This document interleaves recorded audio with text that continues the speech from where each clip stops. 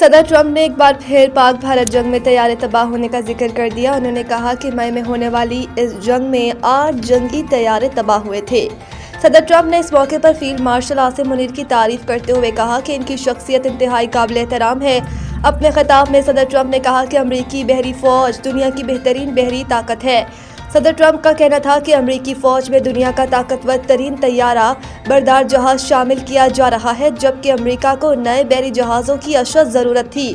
انہوں نے کہا کہ امریکی سب میرینز دنیا کی سب سے جدید ہیں اور آبدوز سازی میں امریکہ کسی بھی ملک سے کم از کم 15 سال آگے ہے۔ صدر ٹرمپ کے مطابق امریکہ کے پاس دنیا کے بہترین ہتھیار اور عسکری آلات موجود ہیں۔ امریکی صدر نے جدید طیارہ بردار جہازوں کی تیاری کا اعلان کرتے ہوئے بتایا کہ 15 جدید ترین آبدوزوں کی تیاری کے مراحل میں ہیں، جبکہ امریکہ کے جدید بحری بیٹری کا دنیا میں کوئی مقابلہ نہیں۔ ان کا کہنا تھا کہ یہ بحری طاقت دنیا بھر میں امریکہ کے دشمنوں کو خوفزدہ کر دے گی، جبکہ امریکہ کے جدید بحری بیڑے کا دنیا میں کوئی مقابلہ نہیں کر سکتا۔ ان کا کہنا تھا کہ یہ بحری طاقت دنیا بھر میں امریکہ کے دشمنوں کو خوفزدہ کر دے گی۔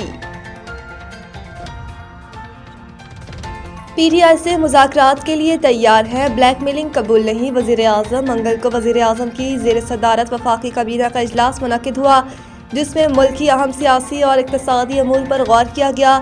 اجلاس میں گفتگو کرتے ہوئے وزیر اعظم نے واضح کیا کہ پی ٹی آئی کو پہلے بھی مذاکرات کی دعوت دی گئی تھی اور اب بھی تیار ہے تاکہ ملک کی خوشحالی کے لیے سیاسی جماعتوں کے درمیان ہم آہنگی قائم کی جا سکے۔ وزیر اعظم نے کابینہ اجلاس میں پی آئی اے کی نجکاری پر بھی بات کی اور کہا کہ یہ ملک کی تاریخ کی سب سے بڑی نجکاری ہوگی۔ انہوں نے کہا کہ کابینہ ارکان نے نجکاری کے عمل پر بہت محنت کی ہے اور بولی کا عمل شفاف بنانے کی ضرورت تھی تاکہ یہ کامیاب ہو۔ اجلاس میں وزیر اعظم نے فیلڈ مارشل کو سعودی عرب میں دیے گئے کنگ عبدالعزیز ایوارڈ کو بھی سراہا اور کہا کہ یہ صرف فیلڈ مارشل کا ایوارڈ نہیں بلکہ پوری قوم کے لیے اعزاز ہے۔ شہباز شریف نے اجلاس میں پی ٹی آئی کی طرف سے مذاکرات کی بات کرنے پر کہا کہ انہیں اسمبلی میں بھی مذاکرات کی دعوت دی گئی ہے اور وہ ملک کی خوشحالی کے لیے ہر سیاسی جماعت کے ساتھ بات چیت کے لیے تیار ہے، لیکن کسی بھی قسم کی بلیک میلنگ کو قبول نہیں کیا جائے گا۔ انٹرنیشنل ریٹرننگ ایجنسیوں کا بھی پاکستانی معیشت میں بہتری کا اعتراف۔ انٹرنیشنل ریٹرننگ ایجنسیوں کا گیلپ اور ڈی این بی نے پاکستانی معیشت میں بہتری کا اعتراف کیا۔ بین الاقوامی ریٹرننگ ایجنسیوں نے صارفین کے اعتماد میں 19% اضافے کی تصدیق کی ہے۔ رپورٹ کے مطابق مارچ 2022 کے بعد پاکستان کے زیر مبادلہ کے ذخائر 21.1 بلین ڈالر پر پہنچے۔ بتایا جا رہا ہے کہ یہ تبدیلی ایس آئی ایف سی کی بہترین سہولت کاری، معاونت اور کاوشوں کا ثمر ہے۔ اس کے علاوہ ایس آئی ایف سی کی سہولت کاری معاشی اصلاحات کے باعث مالی عدم تحفظ میں کمی آئی۔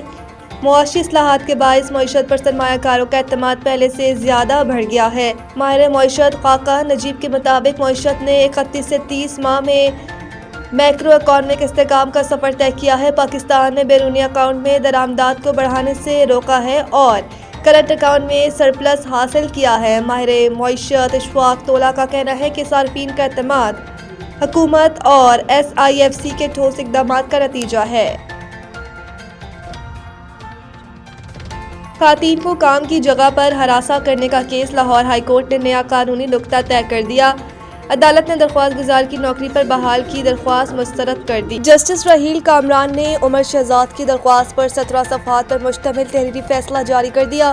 جسٹس راحیل کامران شیخ نے نیا قانونی نقطہ طے کر دیا جس کے مطابق خواتین کو کام کرنے کی جگہ پر ہراساں کرنے کی حدود صرف آفس بلڈنگ تک محدود نہیں۔ تحریری فیصلے کے مطابق جسٹس راحیل کامران شیخ نے کہا کہ درخواست گزار کے مطابق شکایت کنندہ کے الزامات دفتر میں نہیں بلکہ گھر میں ہراساں کرنے کے ہیں۔ وکیل درخواست گزار کے مطابق محتسب پنجاب ہراسمنٹ سے متعلق وہ کیس سن سکتا ہے جس میں خاتون کو کام کی جگہ پر ہراساں کیا گیا ہو۔ عدالت کے تحریری فیصلے میں لکھا ہے کہ موجودہ کیس میں درخواست گزار نے شکایت کنندہ کو دھمکی دی کہ اگر تعلقات نہ بنائے تو نوکری جائے گی۔ یہ الزامات اختیارات کا غلط استعمال کرنے کے زمرے میں آتے ہیں۔ یہ حقیقت ہے کہ خواتین اکثر ہراسمنٹ کے واقعات کا فوری طور پر اظہار کرنے سے گریز کرتی ہیں، لیکن اس کا مطلب یہ نہیں کہ وہ اس پر راضی ہیں۔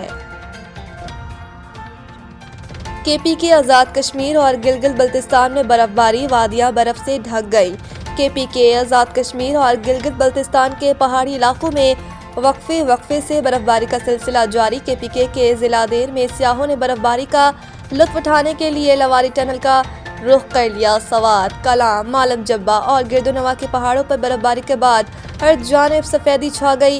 एबटाबाद और गलियात के मुख्तलिफ मकामात पर हल्की बारिश हुई, जिसकी वजह से दर्जा हरारत में नुमाया कमी देखी गई।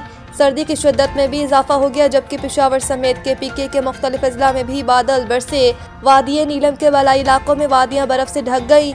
अपर नीलम, अड़ंकेल और दीगर इलाकों में बर्फबारी का सिलसिला जारी है। इधर चलास के बलाई मकामात पर गुज़िश्ता रात से बर्फबारी का सिलसिला जारी है, जिसके बाद सर्दी की शिद्दत में मजीद इजाफा हो गया। अंडर 19 टीम की कामयाबी, कौम के लिए बाइस फखर है। चीफ ऑफ डिफेंस फोर्सेस की खिलाड़ियों से मुलाकात। पाक फौज के शोबा ताल्लुकात आम ISPR के मुताबिक पीर को field marshal, chief of army staff और chief of defence forces Syed Asim Munir ने जनरल हेडक्वार्टर्स GHQ में भारत को एशिया कप के फाइनल में शिकस्त देकर फातेह ट्रॉफी उठाने वाली पाकिस्तान अंडर 19 क्रिकेट टीम से मुलाकात की। ISPR के मुताबिक मुलाकात के दौरान फील्ड मार्शल ने एशिया कप मेंस अंडर 19 जीतने पर खिलाड़ियों, टीम मैनेजमेंट और ऑफिशियल्स को दिली मुबारकबाद पेश की और कहा कि टीम की नज़्म-ओ-ज़ब्त, टीम वर्क और फाइटिंग स्पिरिट काबिल तहसीन है।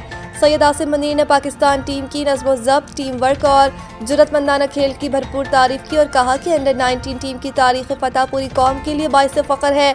चीफ ऑफ डिफेंस फोर्सेस नौजवान क्रिकेटर्स की मेहनत और लगन को सराहते हुए कहा कि ये कामयाबी पाकिस्तान के नौजवानों की बेपनाह सलाहियतों और टैलेंट की अक्कासी है। फील्ड मार्शल का कहना था कि पेशावराना मयार बरकरार रखते हुए मुसलसल मेहनत जारी रखें और मैदान के अंदर और बाहर मुल्क के सफीर बनकर पाकिस्तान का नाम रोशन करें।